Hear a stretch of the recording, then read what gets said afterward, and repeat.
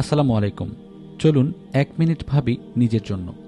আপনি যদি দৌড়াতে ভয় পান, কোথা থেকে শুরু করবেন বুঝতে না পারেন, তাহলে বলি শুরু করুন মাত্র 1 মিনিট দিয়েই।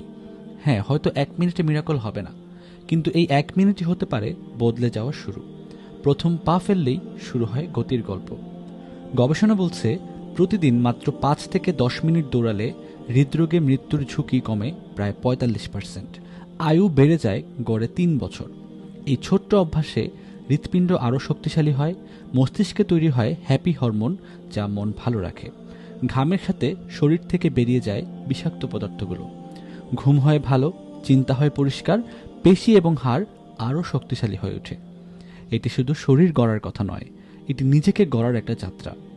যদি পারেন, আজ থেকেই শুরু করুন 1 মিনিট দৌড়ানো, আর প্রতিদিন 1% করে এগিয়ে যান।